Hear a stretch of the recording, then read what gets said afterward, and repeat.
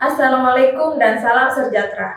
Perkenalkan, saya Agnes Kidibeda Mudamakin dengan NIDN 0023049105. Saya seorang dosen dari jurusan Akuntansi, Program Studi Akuntansi Politeknik Negeri Kupang. Pada kesempatan ini, saya akan mempresentasikan pernyataan diri dosen dalam unjuk kerja Tridharma Perguruan Tinggi atau PDD UKT-PT dalam bidang pengajaran. Adapun tujuan dari presentasi ini, sebagai salah satu syarat unsur penilaian sertifikasi dosen pada tahun 2023.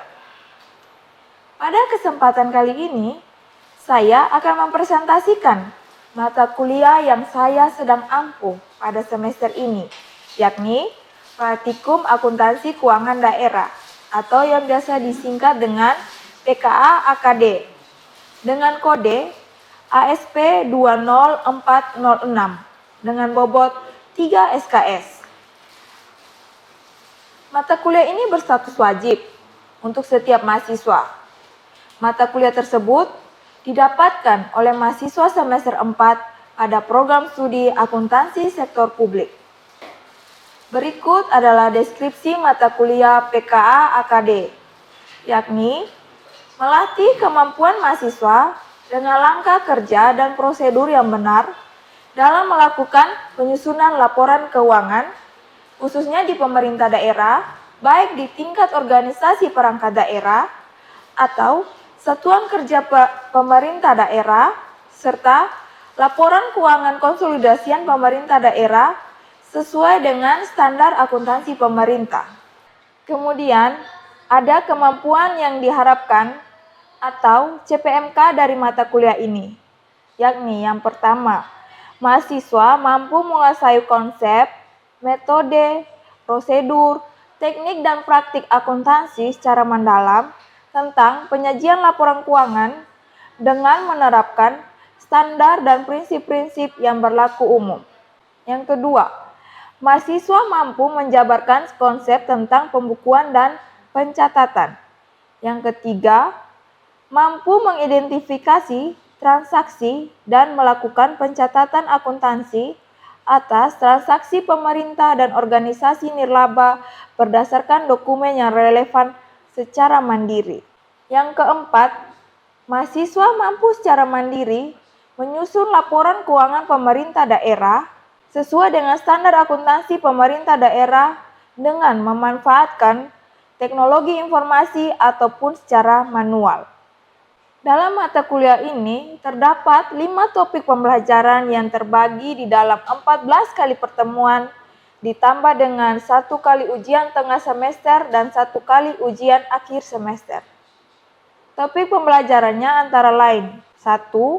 Pengertian akuntansi keuangan daerah, kemudian ada pengertian OPD atau SKPD dan PPKD atau SKPKD, kemudian hubungan antara kantor pusat dan kantor cabang. Yang kedua, DPPKAD yang di dalamnya akan membahas tentang jurnal umum dan penyesuaian, buku besar, neraca saldo, laporan realisasi anggaran, laporan operasional, laporan perubahan ekuitas, dan neraca. Topik yang ketiga akan membahas tentang RSUD yang di dalamnya juga akan membahas tentang jurnal umum dan penyesuaian, buku besar, neraca saldo, laporan realisasi anggaran, laporan operasional, laporan perubahan ekuitas, dan neraca. Topik yang keempat membahas tentang BPSDMD, yang di dalamnya juga akan membahas tentang jurnal umum dan penyesuaian, buku besar, neraca saldo, laporan realisasi anggaran, laporan operasional, laporan perubahan ekuitas, dan neraca. Topik terakhir akan membahas tentang pemerintah Kabupaten Utara, yang di dalamnya akan membahas tentang jurnal umum dan penyesuaian, buku besar, neraca saldo, laporan realisasi anggaran, laporan operasional, laporan perubahan ekuitas, neraca, dan laporan keuangan pemerintah Kabupaten Utara. Sistem pembelajaran mata kuliah ini menggunakan 100% tatap muka. Dan metode pembelajaran yang digunakan yakni tutorial dan diskusi selama 50 menit, serta praktikum selama 100 menit.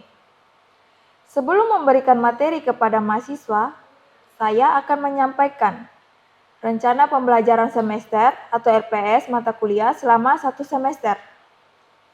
Media pembelajaran yang digunakan yakni LCD dan whiteboard. Selanjutnya, saya akan memaparkan terkait sistem penilaian pada mata kuliah ini yang terdiri dari kehadiran 10%, tugas terstruktur mandiri 20%, progres praktikum 20%, ujian praktikum 40% yang terbagi menjadi UTS 20% dan UAS 20% dan keaktifan 10%. Berikut cuplikan dari pengajaran saya di kelas praktikum akuntansi keuangan daerah. Materi yang saya bawakan yaitu DPP KAD. Selamat menyimak. Oke, selamat pagi semua. Selamat pagi, Ibu. Hari ini kita ketemu lagi. Nah, untuk hari ini kita akan membahas materi terkait dengan DPP KAD. Sebelum kita masuk ke pembahasan untuk materi DPP KAD, Ibu akan mereview untuk materi di pertemuan sebelumnya. Ibu harap kalian masih ingat ya. Nah, di pemerintah daerah tuh kita juga kenal namanya ada kantor pusat dan kantor cabang. Di sini ini yang berperan sebagai kantor pusat apa Putra? Oke, SKPKD. Kepanjangan dari SKPKD adalah Satuan Kerja Pengelola Keuangan Daerah. Sedangkan yang berperan sebagai kantor cabang, Audrey? Apa Audrey suara agak besar sedikit, Ibu kurang dengar. Ya, SKPD. Di sini SKPD sebagai kantor cabang untuk di pemerintah daerah. Sekarang kita next. Nah, SKPD akan membuat berapa laporan keuangan? 5. Oke, 5 laporan keuangan. Azila, laporan keuangan apa saja? Ada laporan realisasi anggaran, yang kedua laporan operasional, yang ketiga laporan perubahan ekuitas, yang keempat neraca, yang kelima catatan atas laporan keuangan. Oke, di SKPD itu akan membuat 5 laporan keuangan. Sedangkan SKPKD akan membuat berapa laporan keuangan, Diva? 7. Ya, apa saja itu? Pertama, laporan kerja anggaran, laporan perubahan saldo anggaran lebih, ketiga neraca, laporan operasional, laporan arus kas, 6 laporan perubahan ekuitas, 7 catatan atas laporan keuangan. Oke, jadi ada 7 laporan keuangan. Ini, Ibu harap kalian masih ingat di dalam laporan realisasi anggaran itu ada memuat akun apa saja, laporan operasional juga pun begitu, laporan perubahan ekuitas, laporan arus kas, laporan saldo anggaran lebih, neraca, dan tentunya di catatan atas laporan keuangan. Sudah ingat di neraca itu sudah pasti ada informasi terkait dengan aset, hutang, dan ekuitas. Neraca atau yang lebih dikenal sekarang adalah laporan posisi keuangan. Nah, tadi kita sudah berbicara tentang laporan keuangannya. Di Pemda itu dia agak berbeda dengan ini perusahaan atau ini swasta. Di Pemda itu akan membuat 2 pelaporan, yaitu pelaporan finansial dan pelaporan anggaran. Nah, untuk menganalisis ini suatu transaksi itu masuk ke pelaporan finansial ataupun pelaporan anggaran, kita bisa dibantu dengan menggunakan yang kemarin sudah dijelaskan. Yang pertama ini Alvin, apa? Yang pertama 3 tahap untuk menganalisis itu.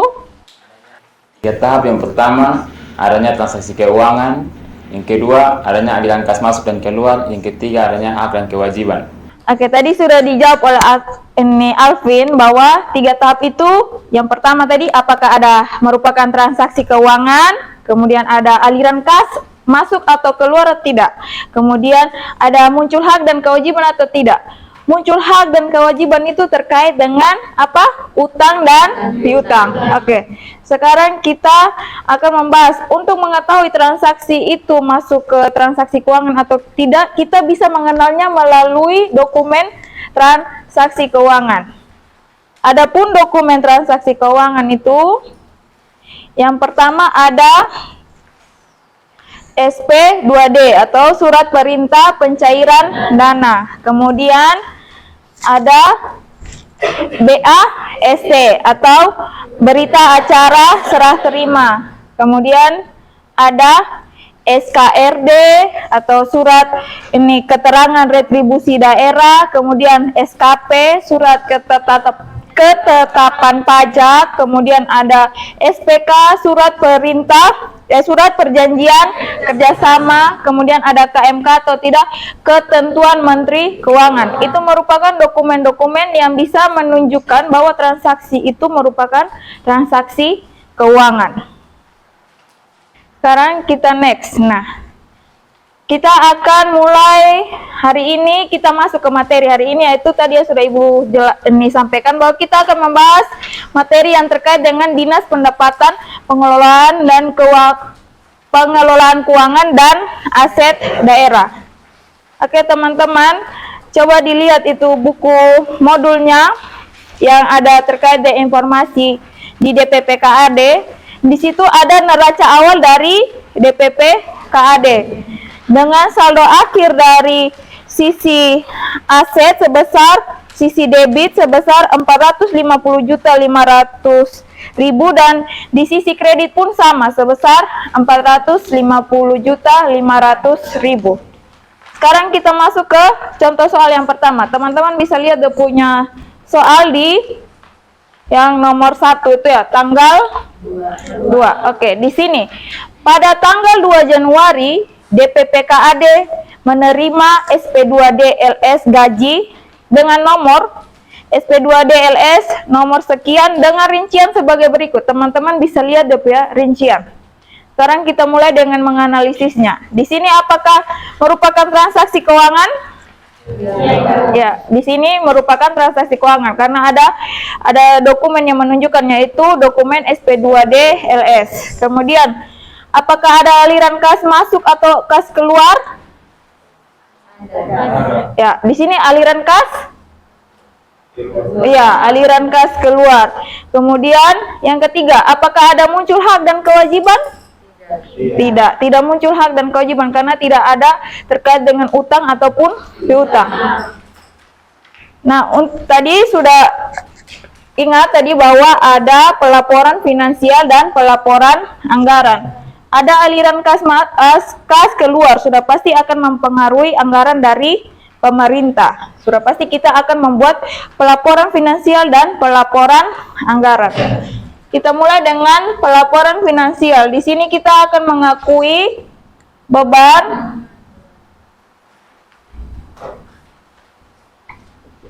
gaji, tunjangan fungsional,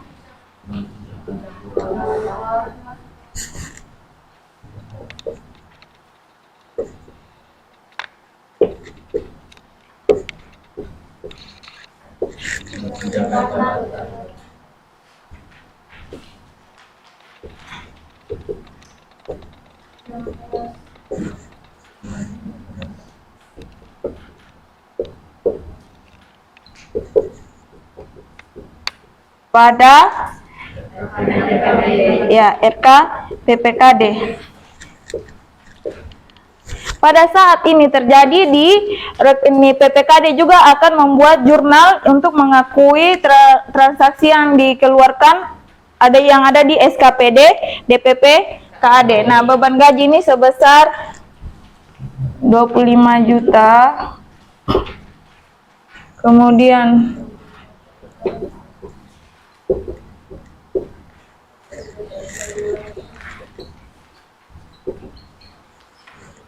kemudian 10 juta, kemudian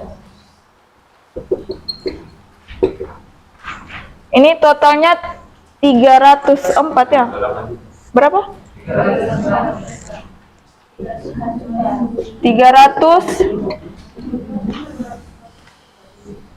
Ini berapa juta? 28.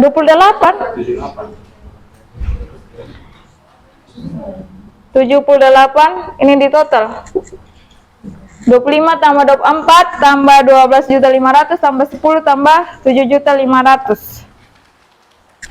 Oke.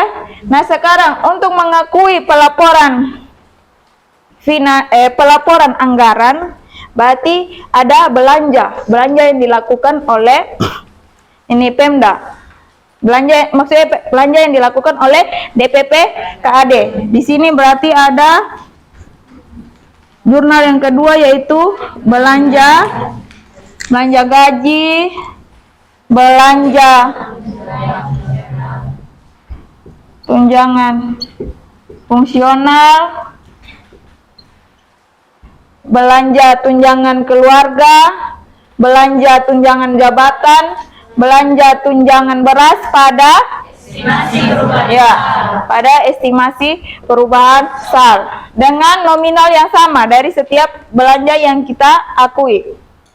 Jadi total untuk estimasi perubahan SAL juga sebesar 78 juta. Oke. Ini sampai sini Ibu harap kalian paham, karena Ibu hanya membantu kalian untuk 2 transaksi saja, dan transaksi yang lain akan kalian kerjakan secara mandiri. Kita next ke nomor kedua. Di sini DPP KAD menerima SP2D UP dari PPKD sebesar 450 juta. Di sini jurnalnya. Sebelum kita masuk di jurnal, kita menganalisis dulu apakah di sini merupakan transaksi keuangan. Ya, di sini merupakan transaksi keuangan. Kemudian apakah ada aliran kas masuk atau keluar? Ada aliran kas masuk atau keluar? Oke, ada. Kemudian apakah muncul hak dan kewajiban? Oke. Di sini DPP KAD menerima SP2D UP. Berarti uang ini diterima oleh bendahara pengeluaran dari DPP KAD. Sudah pasti kas di bendahara pengeluaran di DPP KAD akan bertambah. Dan kas dari pemerintah daerah akan berkurang. Oleh karena itu kita akan membuat jurnal kas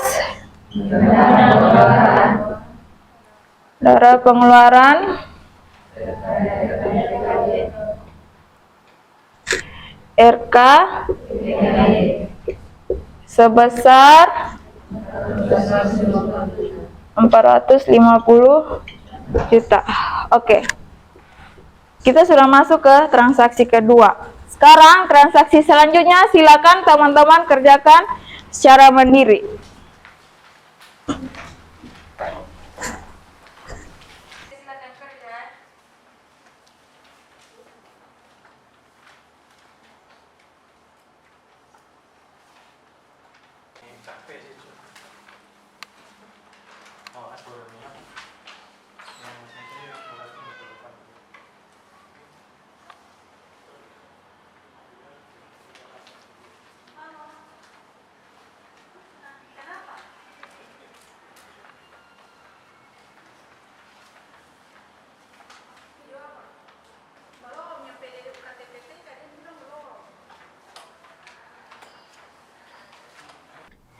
Oke, sekarang kita sudah bahas nomor yang ke-11 di sini.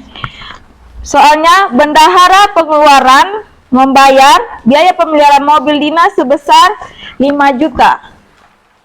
Sebelum itu kita analisis dulu ya. Yang pertama, apakah ini merupakan transaksi keuangan? Iya. Dia merupakan transaksi keuangan walaupun di sini tidak ada dokumen transaksi keuangan, karena di sini ada pengeluaran untuk membayar biaya pemeliharaan mobil. Kemudian, apakah ada aliran kas masuk atau kas keluar? Ada. Ini ya ada. Di sini ada aliran kas keluar. Kemudian yang ketiga, apakah muncul hak dan kewajiban? Ya, tidak ada muncul hak dan kewajiban. Baik, apakah ada teman-teman yang bisa membantu ibu untuk mengerjakannya di papan? Ada kok? Oke, baik, ada 4 orang yang angkat tangan. Ibu pilihnya Johanesa. Ini, Johannes, silakan.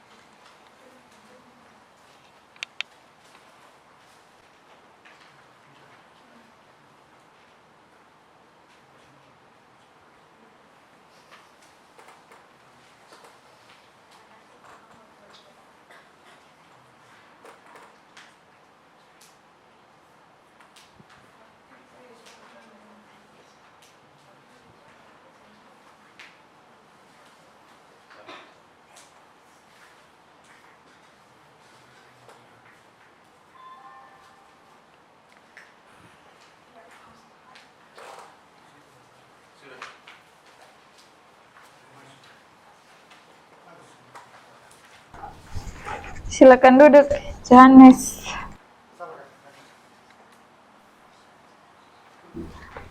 Apakah ada teman-teman yang mempunyai jawaban yang berbeda? Tidak. Kalau teman-teman tidak memiliki jawaban yang berbeda, berarti teman-teman sudah paham, karena ini jawaban yang dikerjakan oleh Johannes ini benar kan? Pertama, kita akan mengakui beban pemeliharaan mobil pada kas di bendahara pengeluaran untuk mengakui bahwa adanya kas yang keluar atau adanya transaksi yang operasional. Untuk mengakui ini akan mempengaruhi ke laporan operasional. Kemudian ada belanja. Ingat ya, di Pemda itu ada transaksi pelaporan operasional dan pelaporan anggaran. Ini belanja pemeliharaan mobil pada estimasi perubahan saldo. Ini untuk mengakui bahwa ada anggaran yang telah digunakan oleh SKPD, yaitu DPP KAD. Kemudian next ke nomor selanjutnya. Nomor 12 di sini. Bendahara pengeluaran membayar jasa cleaning service sebesar 4.500.000 kepada penyedia jasa. Mari kita sama-sama menganalisisnya. Yang pertama, apakah ini merupakan transaksi keuangan? Ya, ini merupakan transaksi keuangan. Yang kedua, apakah ada aliran kas masuk atau kas keluar? Ya, di sini ada aliran kas keluar. Di sini aliran kas keluar. Kemudian yang ketiga, apakah muncul hak dan kewajiban? Ya, tidak ada. Baik. Ini, apakah ada teman-teman yang mau membantu untuk menjawab? Mengerjakan di papan. Oke. Baik, Jessica silakan.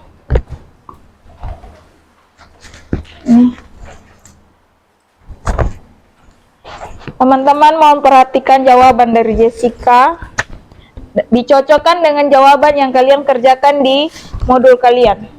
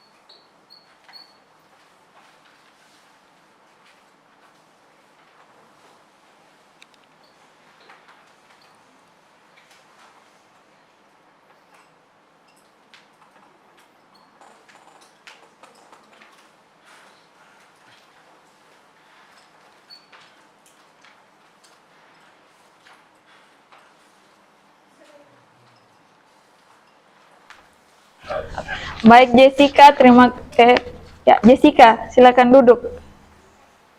Ya. Apakah ada teman-teman yang mempunyai jawaban yang lain? Tidak. Atau jawaban yang berbeda? Tidak ada ya? Berarti sudah paham ya? Ini di tanggal 12 kita akan membuat jurnal beban jasa cleaning service pada kas di bendahara pengeluaran. Kemudian yang kedua ada belanja jasa cleaning service pada estimasi perubahan SAL. Oke, baik teman-teman, tadi kita sudah mengerjakan 15 transaksi ya.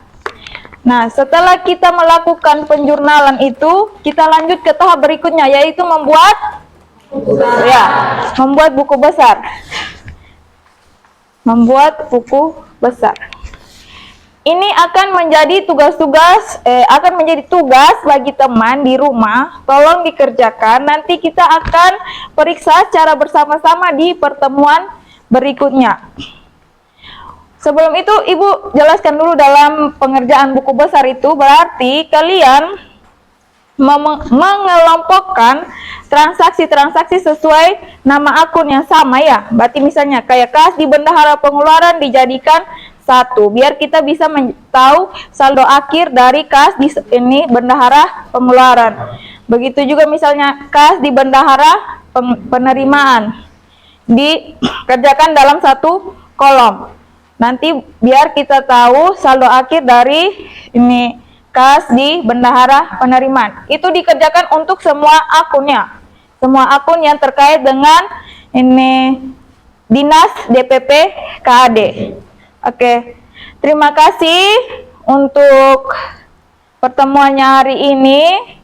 Semoga teman-teman paham. Apabila ada pertanyaan, nanti Ibu bisa terima lewat WA. Terima kasih, selamat pagi. Pagi, Bu.